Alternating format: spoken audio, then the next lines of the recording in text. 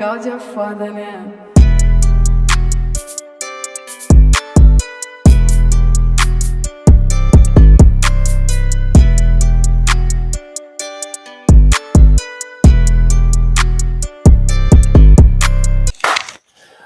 What's happening, everybody?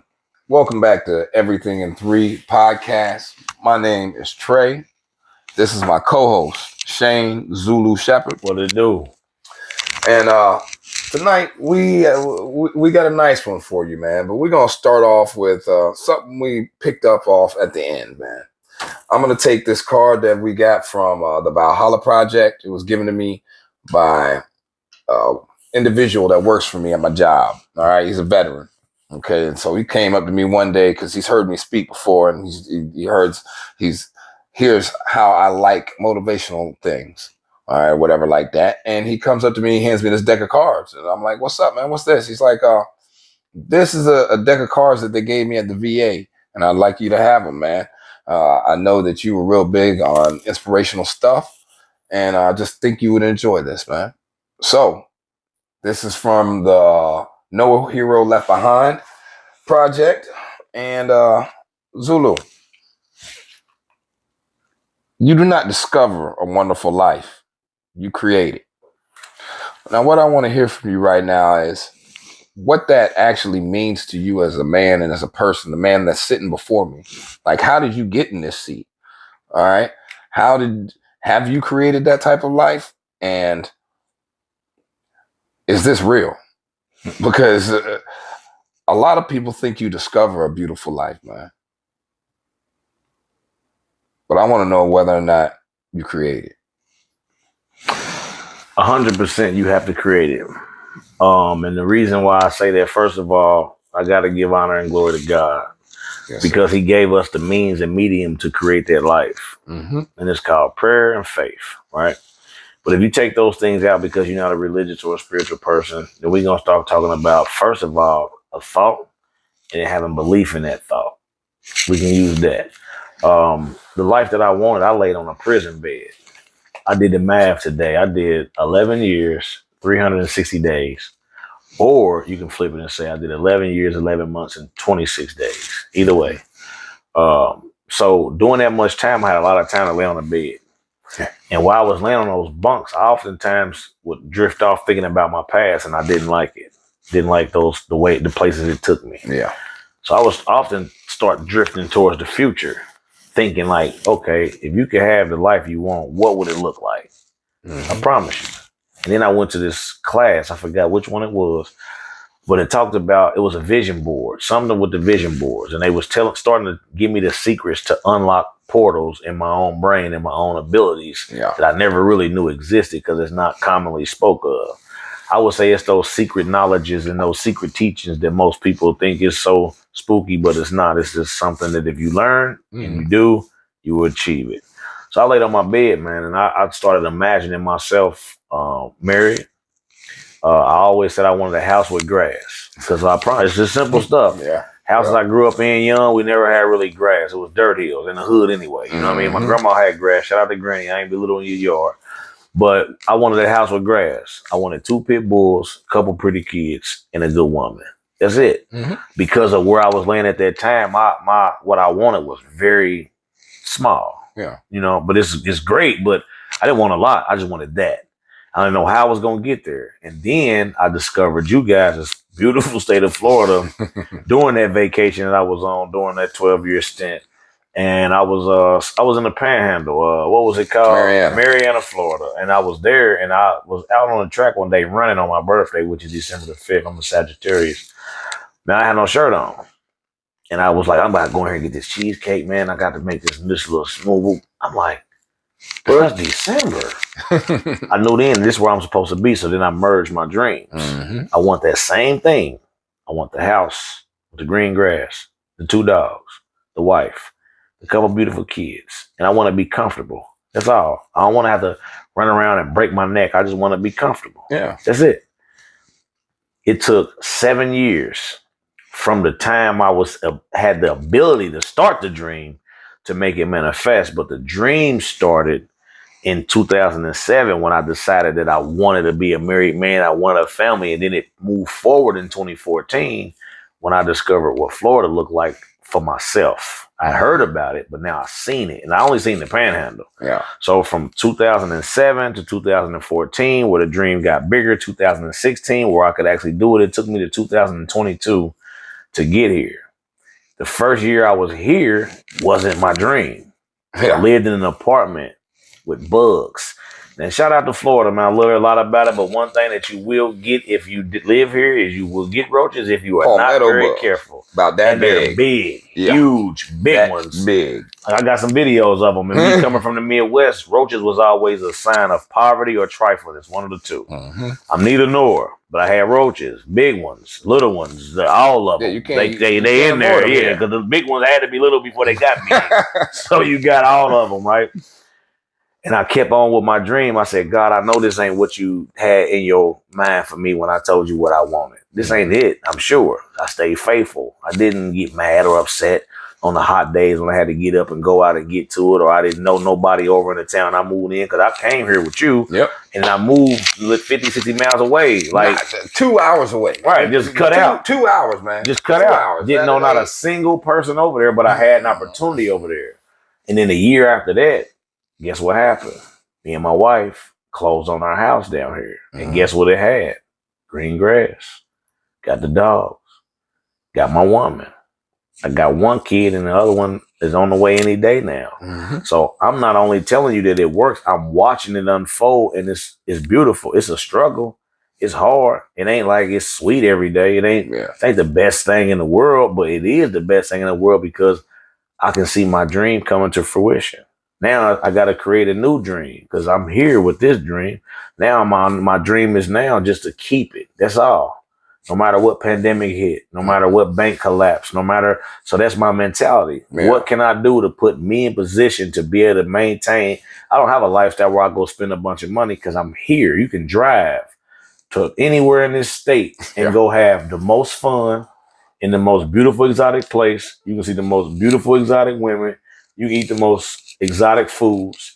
You can go catch exotic fish, exotic birds land in my backyard. I wake up to the most beautiful music. This is paradise. I want to make sure I appreciate it. I thank God that you gave me the ability to bring those dreams into reality. So all the way back to my brother's question, this ain't nothing that nobody dreamed for me. If you ask them what they wanted for me, my father was on one drug. My mother was on another drug. I was raised in poverty. I grew up to be a violent individual, a drug-dealing individual, changed my life. Gave my life to God, got my time reduced just by about maybe 2 years because they gave us illegal sentences for the ACCA. Came home, took full advantage of God's blessing, got a full criminal history expungement. I got voting rights. I got gun rights. I'm a law-abiding citizen.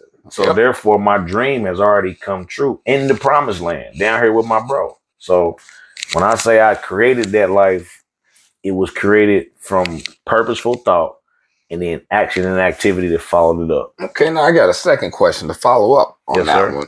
Because you spoke about struggle in there, man. And a lot of people don't really understand that in order to create the wonderful life, there is struggle that comes around along with it. Without struggle, there can be no progress. Ain't no doubt. You know? Go ahead. I'm sorry. No, go ahead. It ain't even just a little bit of struggle to get the beautiful life.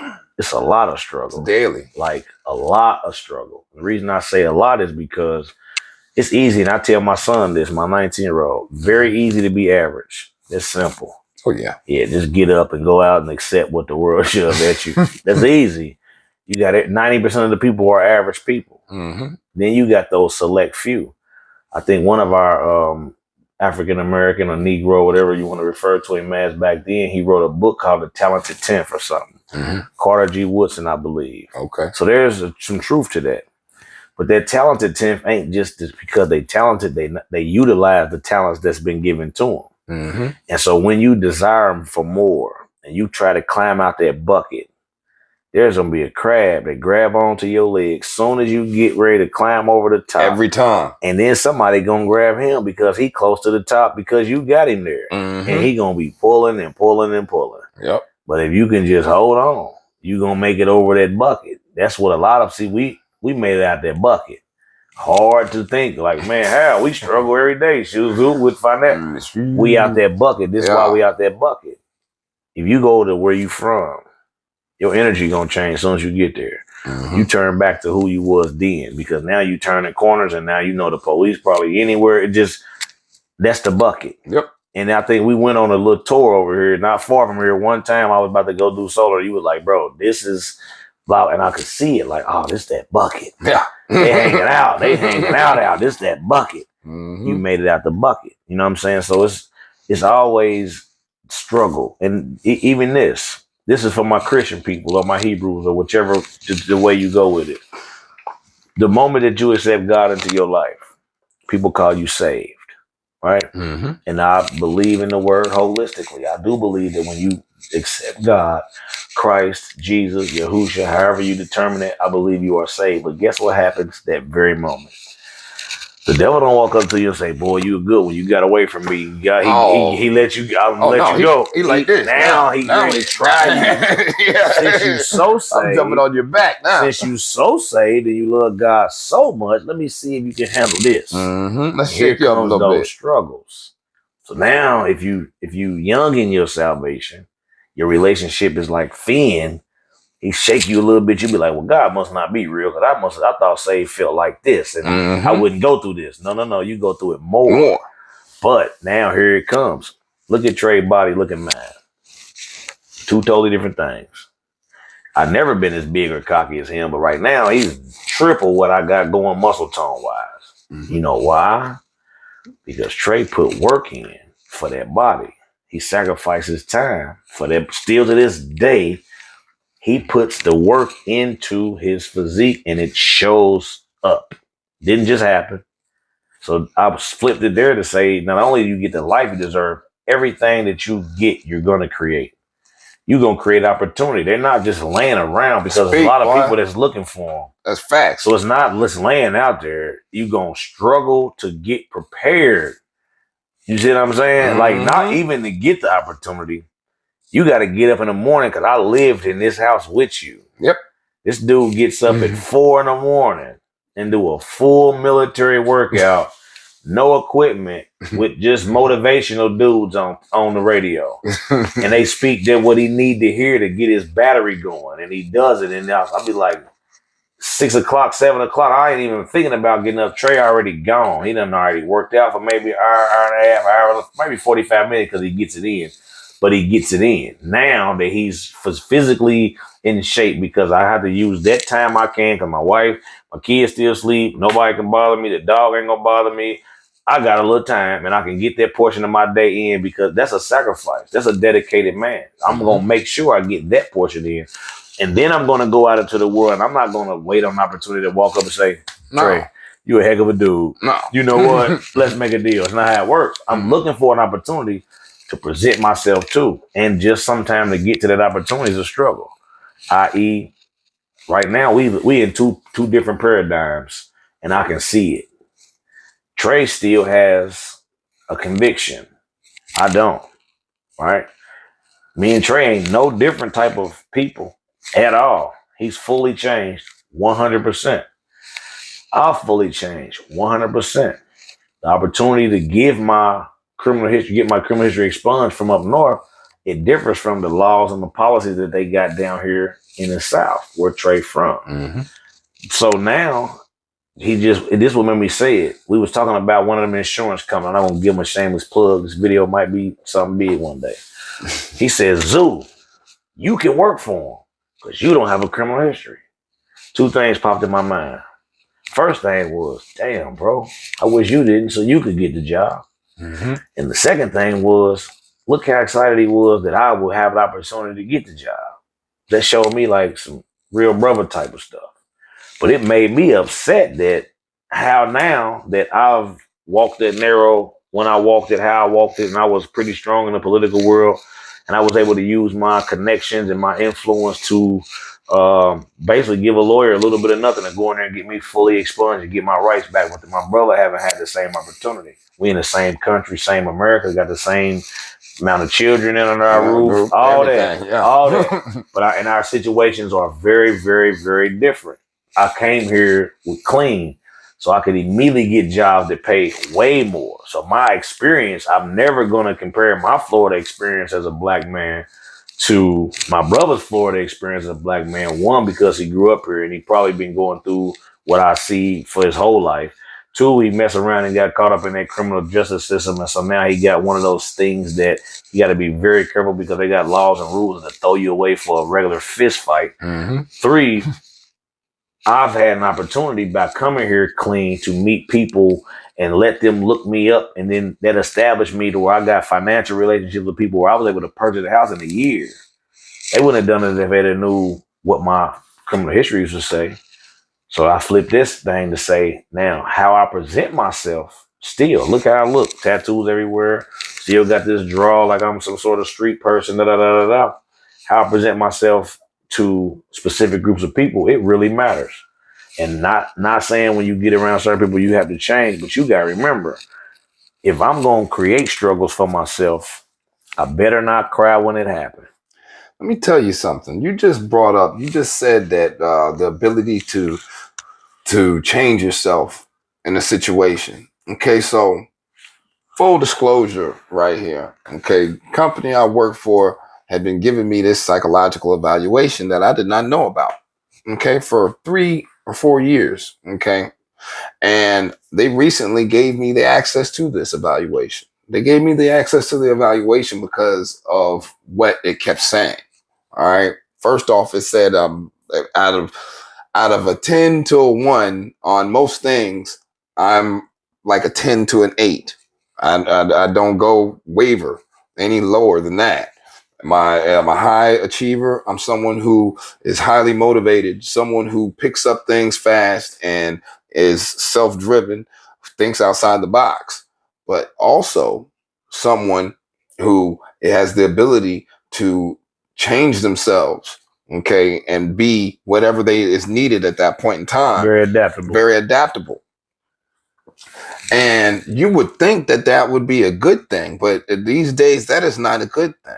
You know, and I, as a person, I didn't understand whether or not it was just because it was me or what, because it was, then I found out I was really like, there's only like 3 other people in the whole building that they were giving this thing to. All right. I bring all that up because when you learn certain things about yourself and when you understand who you are as a person, there's a lot of us don't. Right now, Shane has come to a point in his life where he understands who he is as a man and as a person. And it took him going through a lot of struggles to get to that. Me, I understand who I am as a man, as a person, and where I want to be at in the direction I'm trying to head, not just as a man, as a person, but as the head of my household and a man of God. All right. So when you come to those types of understandings, you start to not just make certain decisions that will lead to that next step, but you start to see through the fog of confusion that is going on around you. Okay. And so what I want to ask you right now, Shane, is because before you moved down here, brother, I remember what was going on in your city with all the shooting you just had the same thing. Matter of fact, happened in your city that had happened here because it had happened at the Chuck E. Cheese and the shootout at the Chuck E. Cheese that happened here. Actually, still happened. That happened there at around the same time. Yes, sir. You know what I mean? And you came home, and I used to see you on Facebook, brother, at like when I'm working out, when I'm getting ready and I'm about to do my motivational and this and that and the third. I turn on Facebook after it's done, and here's ZULU on the back of a garbage truck giving a powerful speech. And then after that, I turn it on later on. Here's saying again. But now he's with a whole bunch of kids. He's teaching them how to do stuff. He's providing the opportunity for them to learn how to monetize talents without having to go to a major school or college so that they can create their own businesses and be their own entrepreneurs. Then all of a sudden I see you're doing this stuff with the state, and you are going into the jails at that point in time with the kids, and you are doing stuff in your neighborhood. You're now opening up the computer center. Like, brother, when I spoke to you earlier, I asked you about creating a wonderful life, man. Okay. Mhm. And I remember when you told me every single thing that you were going to do. You told me every single one of those things when we were in that situation. All right. And you executed every single one, brother. That only happens from belief. Mhm. That happens because you manifested every single thing that you thought of it when you were laying in that bunk. And a lot of people don't understand they got the power to do that too. No doubt. You know what I mean? Like everything that God has the power to do, He's given us the ability to do as well. We just have to acknowledge that fact and understand that. So when you was talking just a second ago, and you said that they gave you an unknowing psychological evaluation over the course of 4 years. Yeah, I didn't know it was. Right.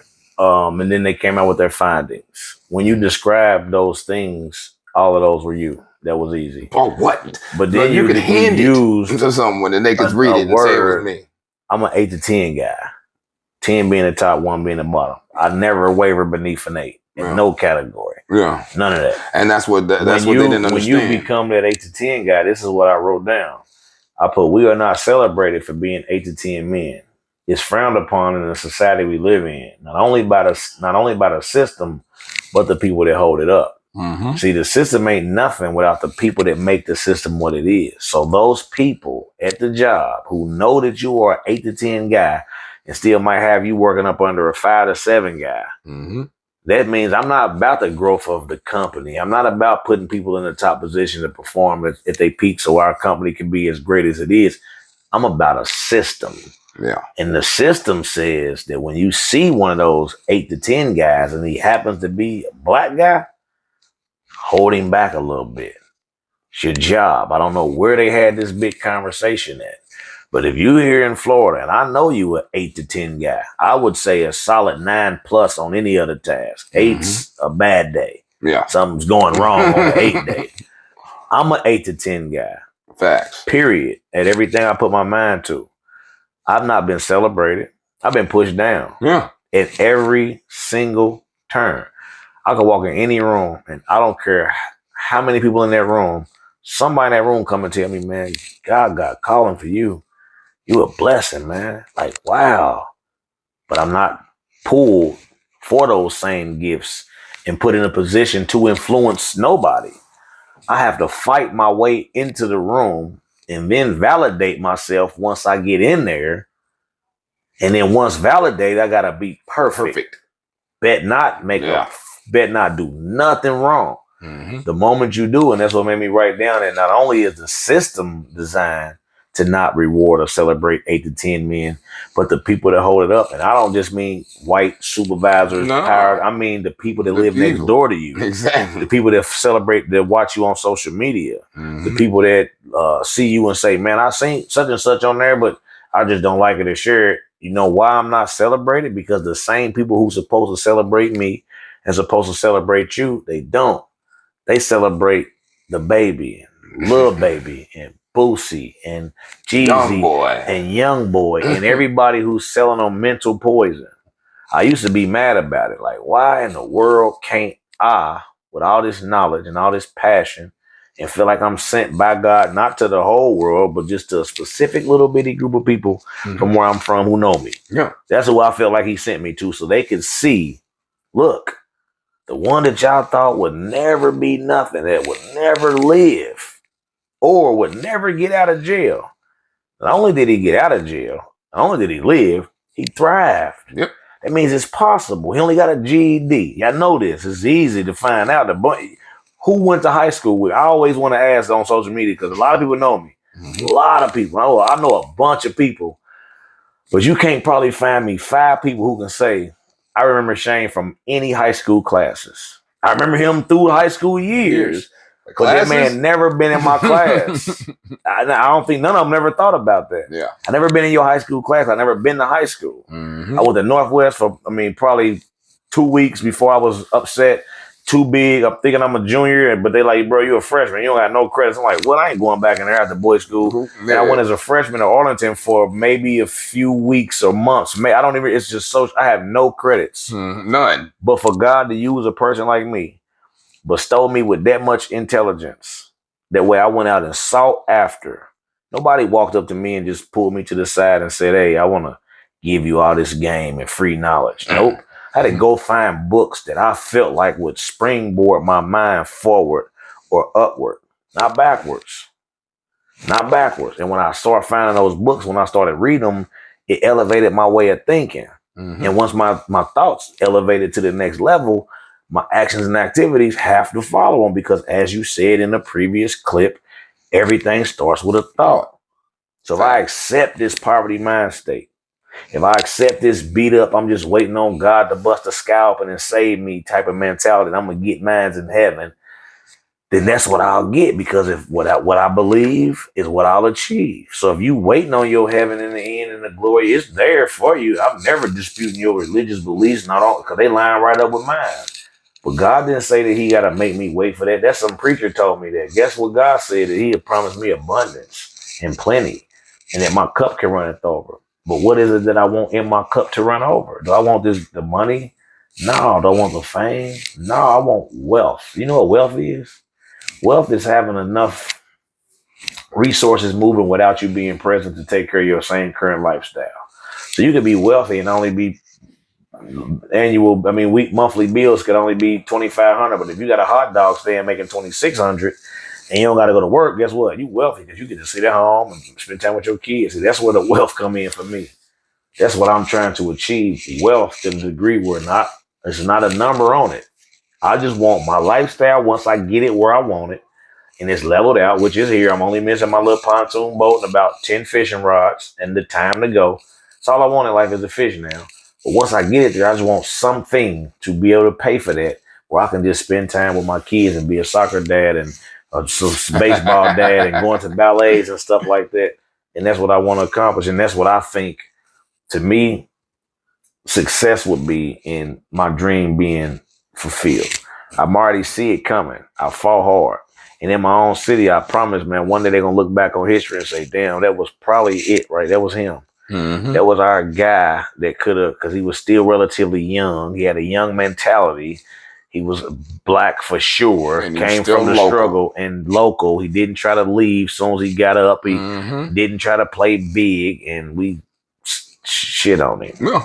And now he's gone, and he's right there. I see him still, and I'm gonna tell everybody I know him. And I remember growing up with him, but I didn't help protect his image when I probably should have, because he was probably the best thing for us. And not only, it was probably a lot of us somewhere in the world, but in that space and time, right then and right there, I was the best thing for him. So that's why I give you I'm not about to fight to save the world. I'm just going to do it at my household. And then the brothers around me try to spread my love and knowledge of their households. And somebody pick it up off social media, cool, but I'm not going hard no more to try to save people.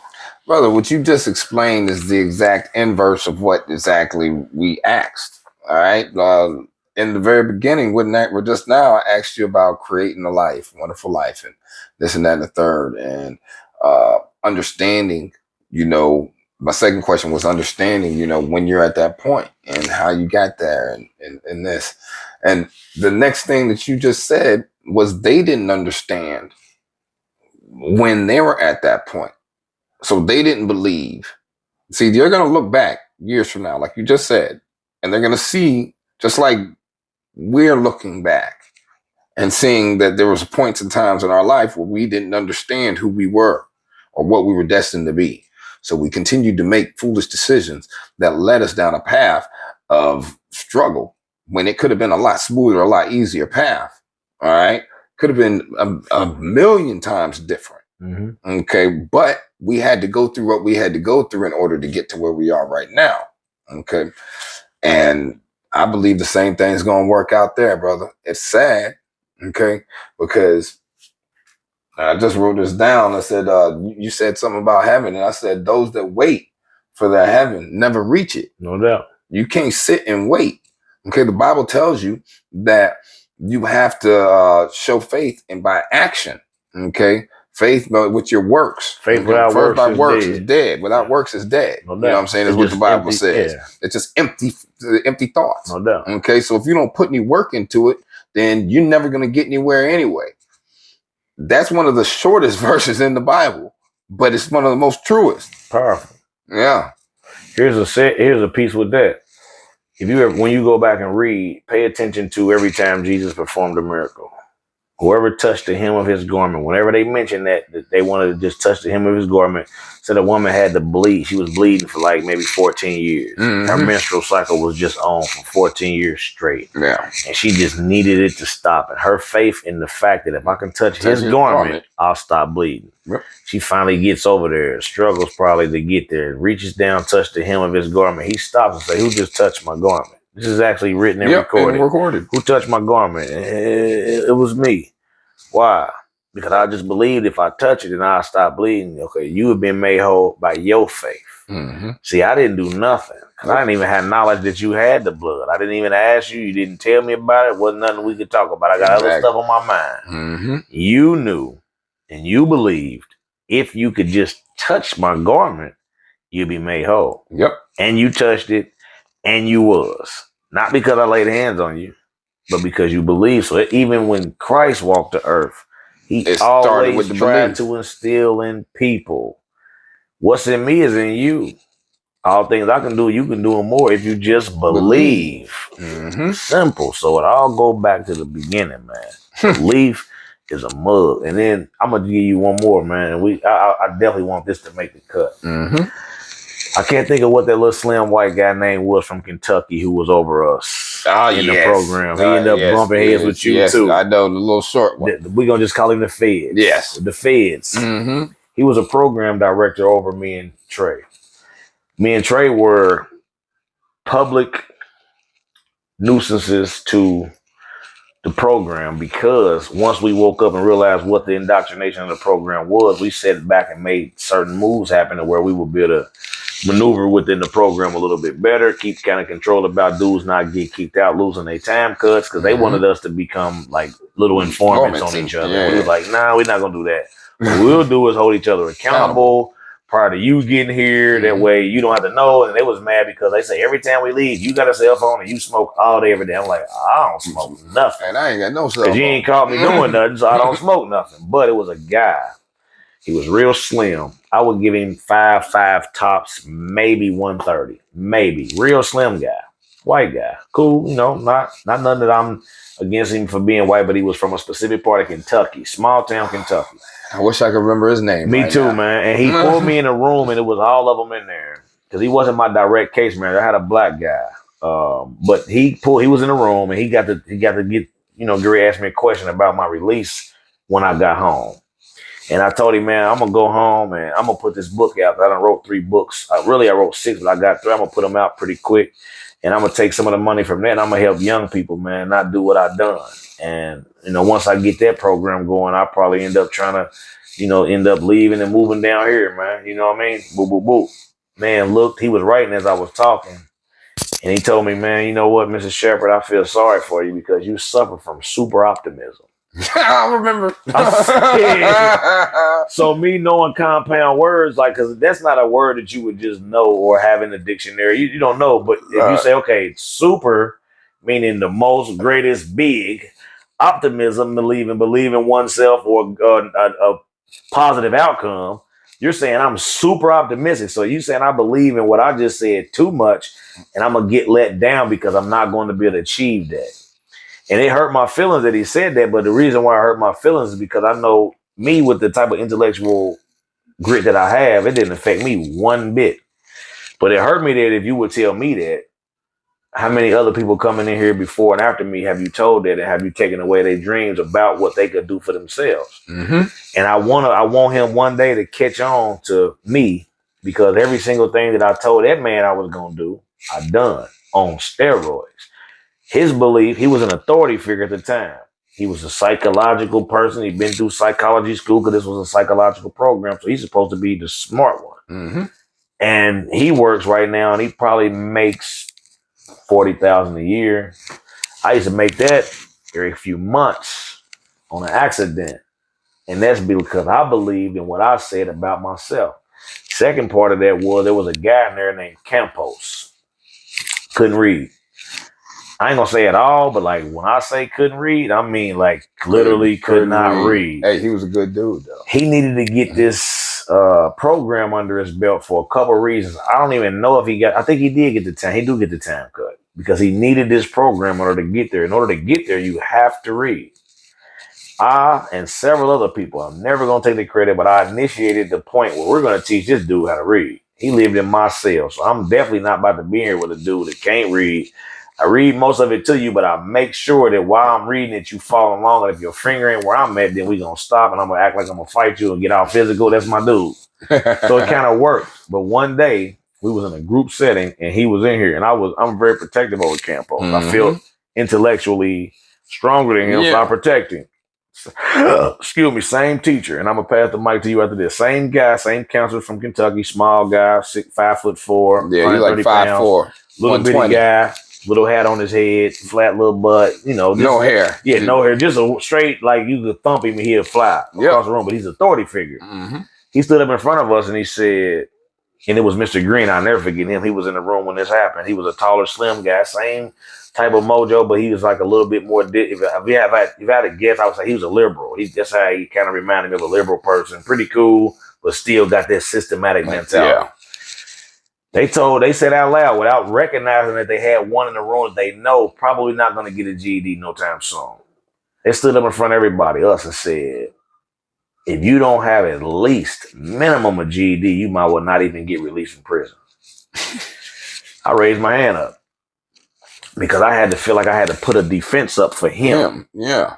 Because he not going to rebuttal that because he don't know if that's true or not. Exactly. I know that's way untrue because entrepreneurship is a real thing. But that's the type of stuff that they try to tell people in that situation. But here you go back to the beginning. Is believing is half the battle. What you believe, not only believing in itself, but what you believe about other situations is over half the battle. What do I believe about climate change? That has a lot to do with how I feel when I walk outside. It's hot as hell, boy. Climate change is real. It done went up. If I believe climate change ain't real, like I don't, I go Google, and I went back and Google how hot was it on this same day 10 years ago. It was the same degree. And I Google how hot was it 10 years before that. It was 1 degree hotter. But they will make me believe that it's so hot because it is hot.